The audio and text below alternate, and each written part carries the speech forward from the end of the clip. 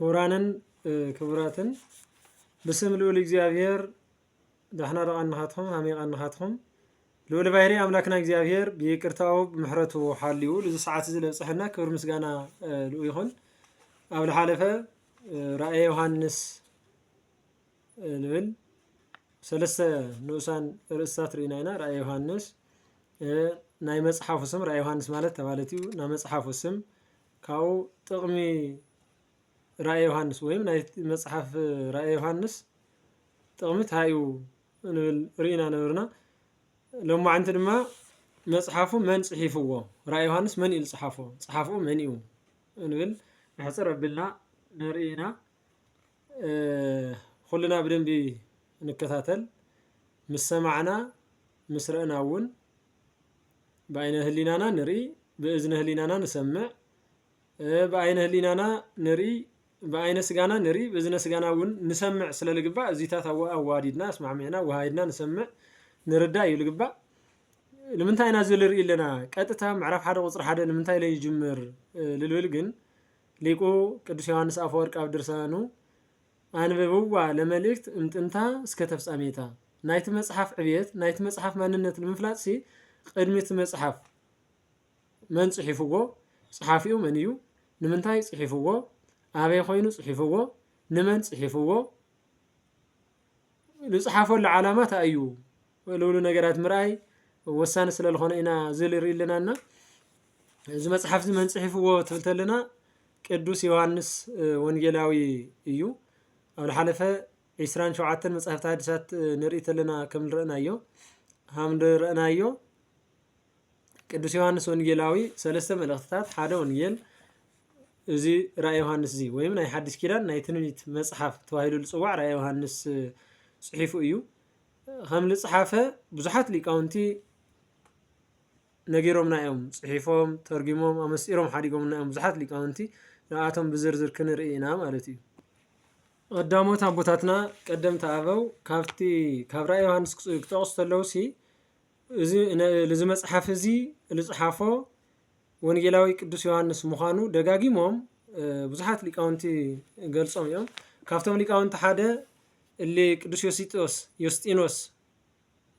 ዮስጢኖስ እዚ ራእየ ዮሐንስ እዚ ቅዱስ ዮሐንስ ወንጌላዊ ከም ዝጽሓፎ ጽሒፉ እዩ ብዙሓት ሊቃውንቲ እዮም ጽሒፎም ካብቶም ብዙሓት ግን 8 ወይም 9 ንርኢ ሓደ ዮስጢኖስ ሰማይት እዚ ራእየ ዮሐንስ እዚ ቅዱስ ዮሐንስ ወንጌላዊ ከም ዝጽሓፎ ተናጊሩ እዩ ሰርዲስ ኣብ ተባሃለት ዓዲ ሊቀ ጳጳስ ስለነበረ ሜሊጦስ ዝበሃል እውን ቅዱስ ዮሐንስ ወንጌላዊ ከም ዝጽሓፎ ተናጊሩ እዩ ሳልሳይ ጠርጠሉስ ራብዓይ ቀሌምንጦስ ዘእስክንድርያ አርጌንስ አግናጢዮስ ምጡላ አንበሳ አውሊዲስ ዘሮም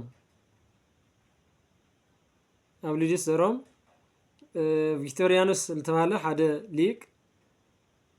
ካሊእ እውን ቅዱስ ኤጲፋኒዮስ እውን ኣብ ክፍሉ ንበጽሕ ተለና ንሪኦ ኢና ቅዱስ ዮሐንስ ወንጌላዊ ከም ዝጽሓፎ እዞም ኩሎም ሊቃውንቲ ጽሒፎም እዮም ስለዚ እዞም ሊቃውንቲ እዚኦም 9ኦም ራእየ ዮሐንስ ጸሓፊኡ ቅዱስ ዮሐንስ ወንጌላዊ ምዃኑ ላተናገሩ ለሃለዩ ግን ሓደ ዲዮናስዮስ ዝተባሃለ ሊቅ ዲዮናስዮስ ዘሮም እዚ እስክንድርያ ማለት እዩ ዲዮናስዮስ እስክንድርያ ሓደ ኣብ እስክንድርያ ተሸይሙ ዝነበረ ዲዮናስዮስ ዝተባሃለ ግን ቅዱስ ዮሐንስ ወንጌላዊ ሃምለ ይኾነ ካብ 72 ኣርድእቲ ሓደ ሃምሊ ጽሓፎ ገይሩ ተናጊሩ ነይሩ ብናይ ባዕሉ ኣመለኻኽታ ማለት እዩ እዞም ሊቃውንቲ እዚኦም ግን ብብዙሕ መልክዑ ምስ ዮሐንስ ወንጌል ስለልመሳሰል ቅዱስ ዮሐንስ ወንጌላዊ ሃምሊ ጽሓፎ ደጋጊሞም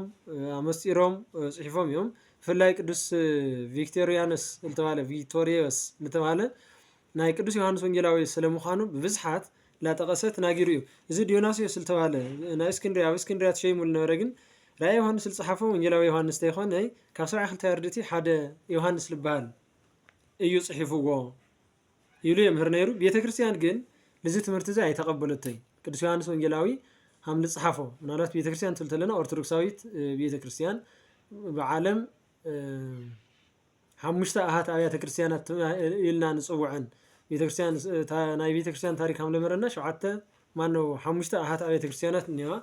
ሎሚ ኤርትራ ሓዊሱ 6 ኣሃት ኣብያተ ክርስቲያናት ምናልባት ሓደ ፀሓፍቲ ደጋጊምና ሃምልበልናዮ ትግራይ እውን ድሕሪ 2013 ዓመተ ምህረት ሻሙነይቲ ገይሮም ለምህሩ ኮሌጃት ብፍላይ ናይ ደገ ኣብ ደገ ዝርከቡ ኮሌጃት ኣሙኢሎም ሃምል ምህር ኣለዉ ዝኾኑ ሓበሬታታት እኒው በተበለበቲ ግን ኦርቶዶክሳውያን ኣብያተ ክርስቲያናት ፀሓፊው ቅዱስ ዮሃንስ ወንጌላዊ ሃም ዝኾነ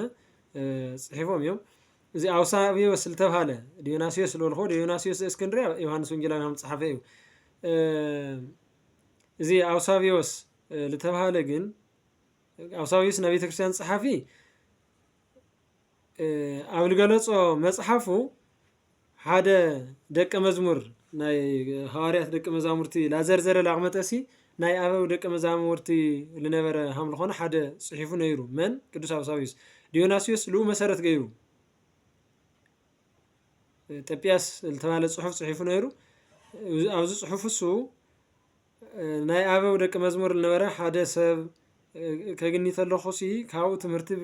ብመቐጻል እንድሪያስ ወይም ጴጥሮስ ታይ ሃምልበሉ ፊልጶስ ታይ ሃምልበለ ቅዱስ ፊልጶስ ታይ ሃምልበለ ቅዱስ ቶማስ ታይ ሃምልበለ ቅዱስ ያዕቆብ ታይ ሃምልበለ ቅዱስ ዮሐንስ እውን ታይ ሃምልበለ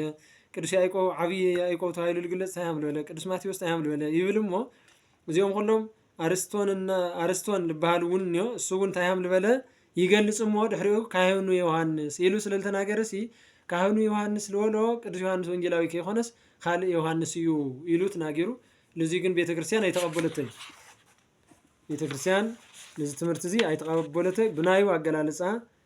ጠጲያስ ዝተባሃለ ጽሑፍ ምግላጹ ንዲዮናስዮስ ሐሳብ መበገሱ ኮይኑ ወይ ፓፒያስ ካህኑ ታይብል ካህኑ ዮሐንስ ኢሉ አፍቲ ፓፒያስ ልብል መጽሐፉ ወይም ጠጲያስ ራውሉ ሊቃውንት ተጠቂሶም አውሲ ካህኑ ዮሐንስ ኢሉ ልጠቀሶ ሰብ ናጎይታና መድኃኒትና ኢየሱስ ክርስቶስ ደቀ መዝሙር ምዃኑ ኣብ መረዳታው ብዝርዝር አቀሚጡ ጎንዮ ስለዚ ጸሐፊው እሱ እዩ ኢሉ እዩ ተናገሩ ጠቂሱጎ ካብ ሐዋርያት ካብ ሰብአ አርድእት ሓደ እዩ ማለት እዩ ኢሉ እሱ ተናገሩ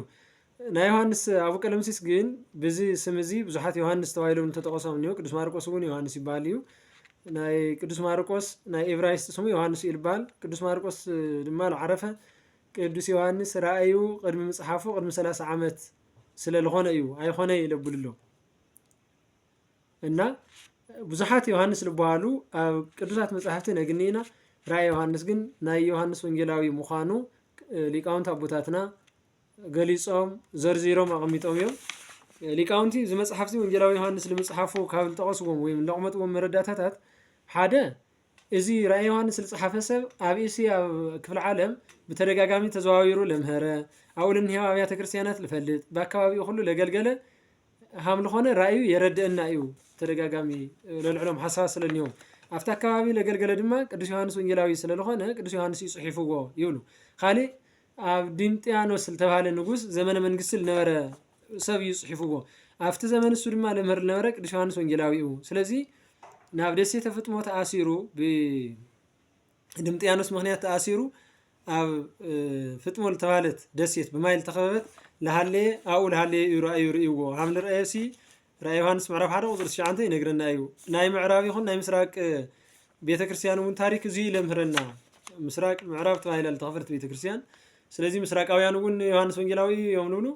ምዕራባውያን እውን ዮሐንስ ወንጌላዊ እዮም ልብሉ ምንም እንኳ ኣብ ወንጌል ዮሐንስ